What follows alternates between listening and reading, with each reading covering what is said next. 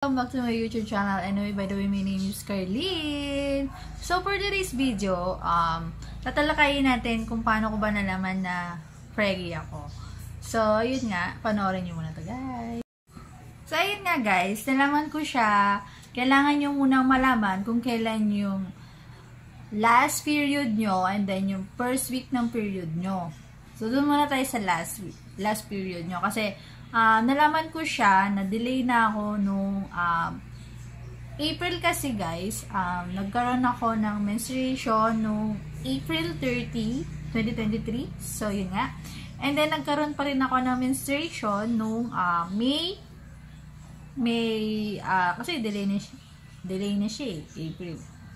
May 30 yung una. Then, May 5, nagkaroon pa ako. So, yun nga, pagdating ng June, hindi na ako nagkaroon. So, nag-expect na ako nung June 1, nag-PT ako. So, yun, lumabas is negative. So, ito nga pala guys, yung result ng PT ko, ilalagay ko siya dyan.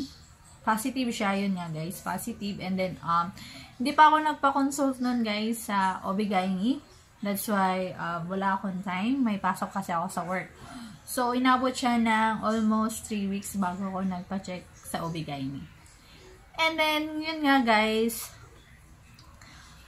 sobrang blessing niya kasi yung time na yon June 5, nalaman ko na for provisionary ako.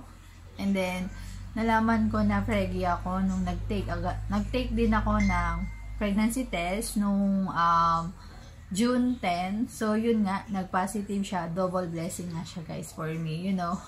Then, after nun, mga possible pa